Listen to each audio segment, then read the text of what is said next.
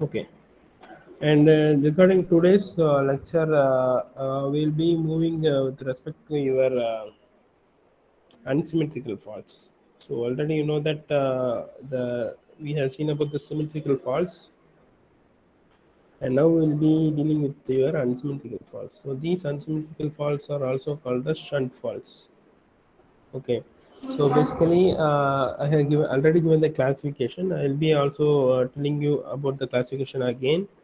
So these unsymmetrical faults are classified into single ground fault, that is LG fault, and then followed by line to line fault, which is LL fault, and the final one is your double line to ground fault. Okay. So in this particular lecture, we will be dealing with respect to your single line to ground fault. We'll be dealing with the single line to ground fault, and in the upcoming classes, we'll be covering your line to line fault, and then by with respect to your double line to ground fault. So single line to ground fault. So here you can see the figure. Okay, this is the figure, and in this figure there exists three phase line A, B, C. A, B, C exists. Okay, this is a single line to ground fault. So only one the fault will be occurring at a particular line only. Okay, this fault corresponds to a single line. Either it can be A, either it can be B, or either it can be C.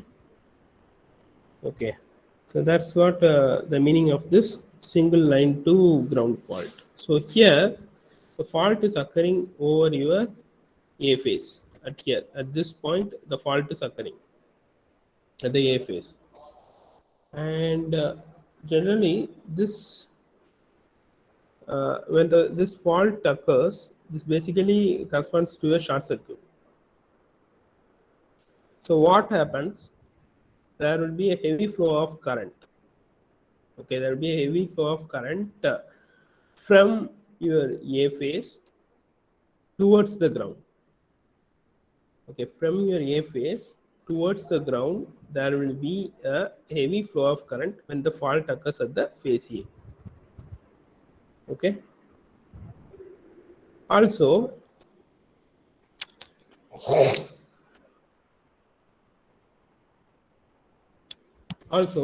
here they have given you impedance, right? So the impedance is nothing but ZF.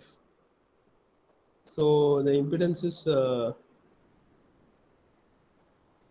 ZF. So this is what the impedance is ZF. So basically, this impedance will be of a very low value, yet the current flow will be very high. This is mainly due to the fault that is occurring. Okay, and during this condition, the current flow in the other two phase, that is your B phase and your C phase, will be zero. Okay, so this is what practically happens with respect to your fault. That is mainly, to be specific, it is single line to ground fault. Okay, I hope you are able to understand with respect to the diagram.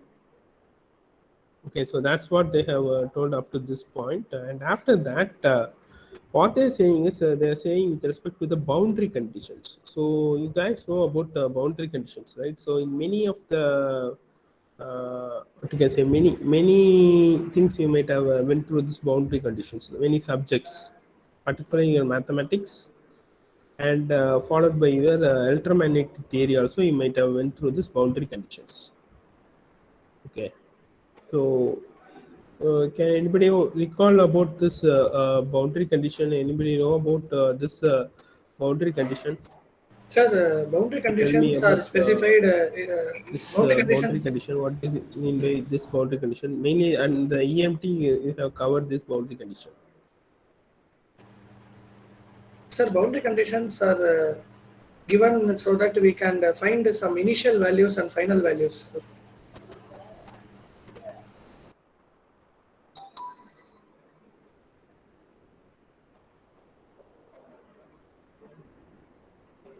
You guys know Sir, about boundary condition?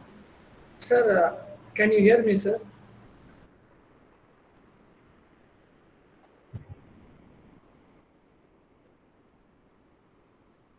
Okay, later I will be explaining.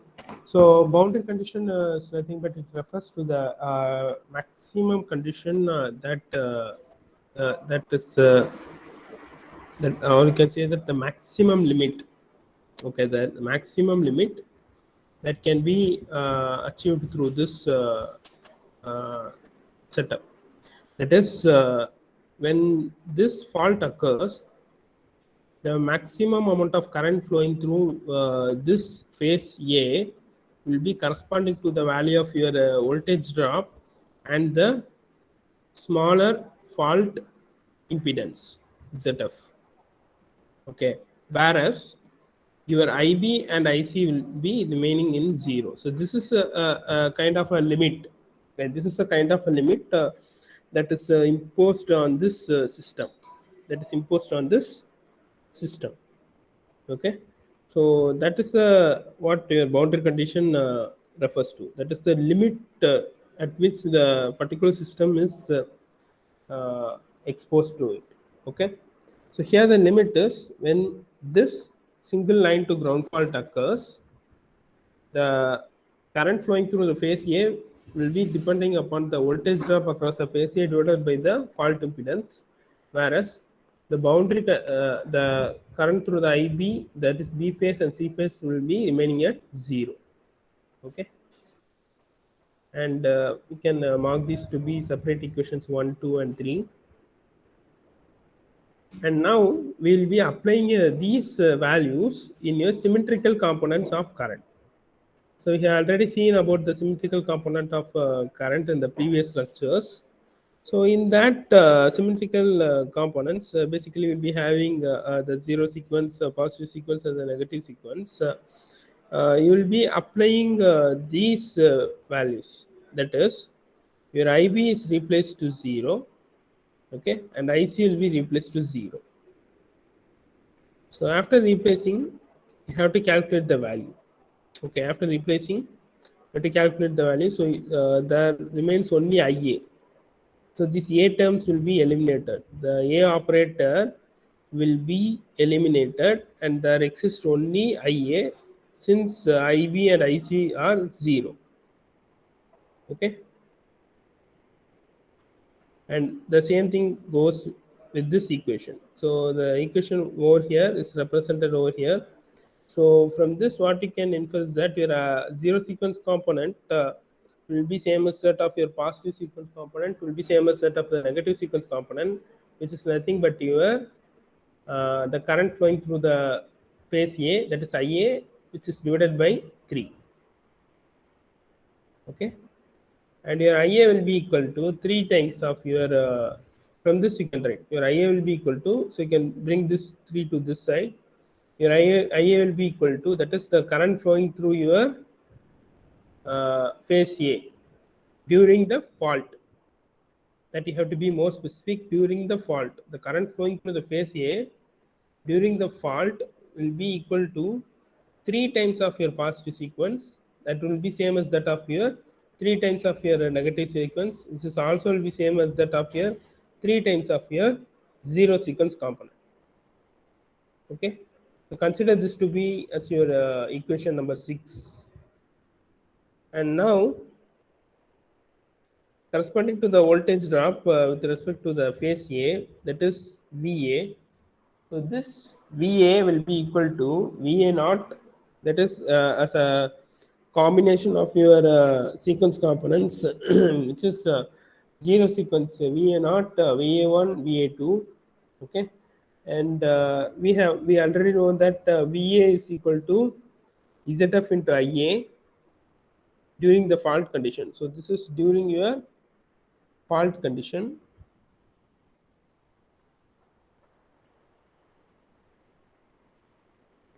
And from this you have to equate these two equations. You have to equate this equation with this equation. So you will be getting, so here this IA is replaced with your zero sequence component, So if you're replacing with your zero sequence component, so this will be equal to 3 times of IA naught. So here your IA is replaced with 3 times of your IA naught. Okay, so VA naught plus VA1 plus VA2 is equal to 3 is IA naught. So consider this to be your seventh equation. And now from this fifth equation and the sixth equation, that is from this symmetrical component equation and from this equation, that is IA equation, what you can infer is that you can form a sequential diagram, sequence impedance diagram. Okay, so here for the positive sequence there exists your generating source EA, whereas for the negative and the zero sequence, this EA will not be there. And over here, the same equation you can implement over here. This current will be flowing through that of your ZF. So this voltage drop will be, which is nothing but your VA. This voltage drop corresponds to your VA. Okay, so here you can see this VA is what this is ZF into IA. So that's what over here they have given. And this thing IA naught is there, right? So this IA naught is the current flowing through that of your impedance. So IA naught will be same as that of IA1, IA2, and then it is equal to IA by 3, which is nothing but this exact equation. Okay, and this is your sequential diagram. So, and from this sequential diagram we'll be moving on.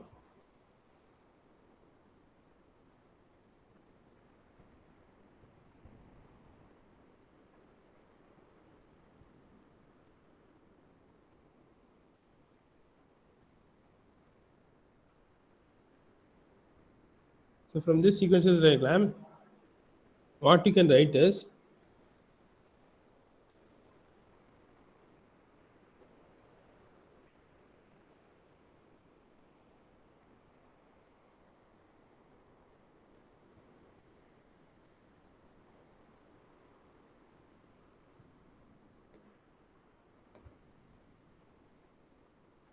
your IA1, that is the positive sequence current, will be equal to EA by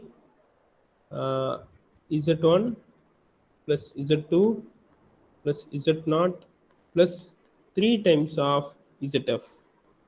So how this coming out means, this is your IA, right? So this is your IA. So this is the current flowing over here.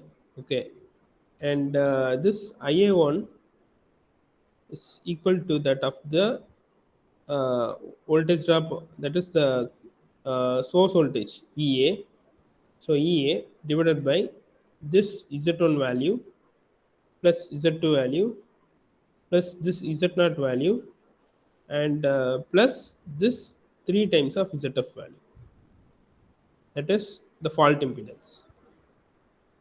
Okay, so this will be very negligible when compared to this Z1, Z2 and then the Z0. Okay, so this is what the positive sequence positive sequence current IA1. Okay, and now the fault current, you can represent it as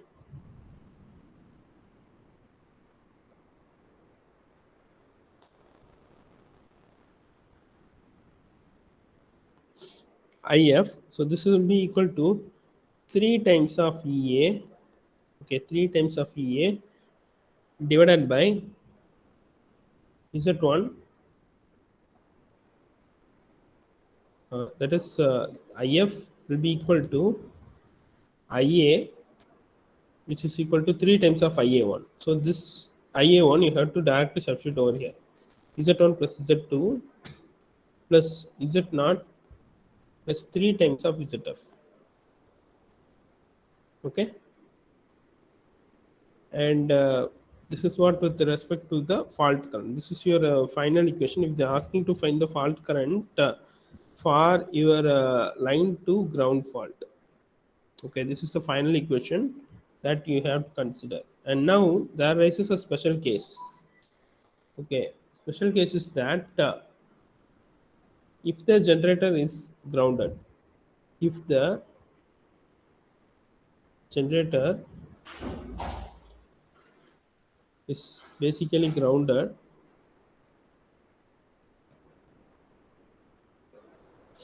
so you'll be getting the values.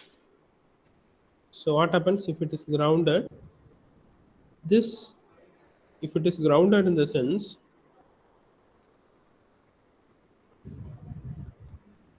okay, here you can see if it is grounded in the sense, this is ZF, right? This ZF value will be very much negligible when compared to the grounded value, because the grounded impedance will be very much higher when compared to this ZF. So you can neglect this ZF, and this ZF value will become 0 when your generator is grounded. So this ZF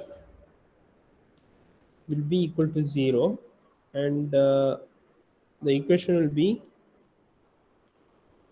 your equation will be for the fault current, if will be equal to 3 times of EA divided by Z1 plus Z2 plus Z3. Okay, so this should be coming under a special case, but in case of the problem you have to consider this equation. This is the equation that you have to consider in case of handling with the problem.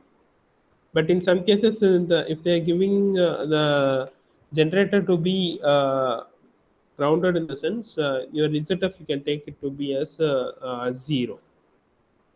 Okay, and this is what with respect to your what you can say, single line to ground fault. Okay,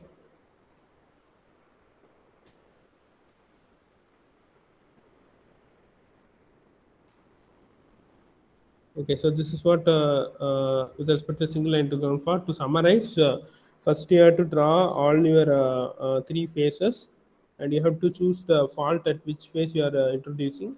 So here it is introduced at the A phase, and from the A phase, the current flow will be very high. Yet there exists a small fault impedance which is of negligible value, and after this you have to apply the boundary conditions. The boundary condition sets the limit for this faulty system, and as per this, the limit for the B and the C phase is that the current flow through this B and C phase will be 0, and your IA will be equal to VA by ZF. So this is the limit for your A phase. And after that, you have to apply a symmetrical component matrix, and in the symmetrical component matrix you have to replace your IB and IC with 0, and you have to find the value of IA naught, IA1, and then the IA2. So what you will be getting is IA naught, IA1, IA2 will be 1 by 3 times of your current flowing through the phase A IA. Okay, and after that, with respect to the voltage, so basically at the normal conditions, your voltage across the phase A will be VA will be VA naught plus VA1 plus VA2. Okay, so this is a line voltage, and this, what happens to this voltage during the fault means it will be equal to that of IA into your fault impedance ZF. Okay, and now we have to equate these two equations. So VA0 plus VA1 plus VA2 will be equal to this 3 ZF into IA0. So since we are correspondingly speaking with respect to the three phases, okay, and also this IA will be replaced with respect to this 3 times of IA0. Okay, and now we have to represent this in the sequential connection or the sequence impedance diagram. We have to represent. So the phase A will be representing. So this is for the positive sequence. Other two will not be having any kind of the source, and this current flow IA will be equal to EA by all the other impedances in the sequential diagram, starting with your Z1, Z2, Z0, and finally your fault impedance. And this fault current is the current that is flowing through the fault through the phase A. Since we are inserting the fault at the phase A, and so this you have to replace with respect to 3 times of IA1, that is the positive sequence. So you'll be getting 3 EA divided by Z1 plus Z2 plus Z0 plus 3 ZF. And here there arises a special case. So the special case is that when the generator is grounded, your fault impedance basically tends to 0, and hence your IF will be equal to 3EA by Z1 plus Z2. Okay, so this is what with respect to the single line to ground fault. I hope you just understood. Okay, and